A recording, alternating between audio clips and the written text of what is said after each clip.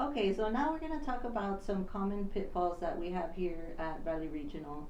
One of them, and actually the biggest one we have, is fluids. So we know in our severe sepsis patients, we have to give at least 1 ml of fluids. We cannot go without giving fluids within the first 3 hours of diagnosis. And then for septic shock patients, we have to give the 30 mLs per kilo as recommended by CMS and the Sepsis Alliance. So, in practice, what kind of things would make a doctor hesitant to order the 30 mLs per kilo or even just 1 ml for the severe sepsis patients?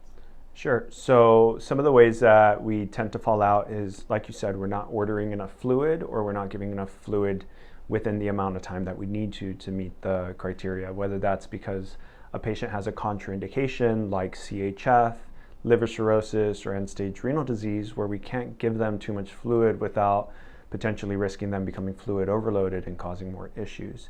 And so in those situations, the way that we can not fall out or the way that we can meet the guideline is by documenting our reason. So if we have a patient who comes in with end-stage renal disease who has sepsis or severe sepsis or septic shock and they need the fluids, but you don't want to fluid overload them, then you order the fluids as a bolus, right?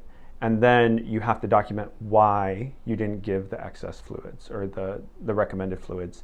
And that could be anything as far as, patient has end-stage renal disease, they have signs of fluid overload, and we don't want to give them too many fluids. And that would help us meet that we need to. The other one is not giving enough fluid, not giving the full 30 cc's per kilo within the amount of time that we need to. So sometimes if we maybe aren't anticipating that the patient is going to have sepsis, we may not order the fluids right away. But when we do order the fluids, we want to utilize the sepsis order set so that we can easily order the 30 cc's per kilo as a bolus. Otherwise, it could be a little bit difficult to navigate Meditech and order the fluids so that they're given on time and so that we get credit for that. And so a lot of our providers will order the fluids, maybe 1 liter initially and then a 2nd liter later, and it's still not enough. The easiest way to meet the metric at that point is really just using the order set so that the 30 cc's are given altogether. And then if you can't, then documenting why. And then that also gives us credit for the guideline.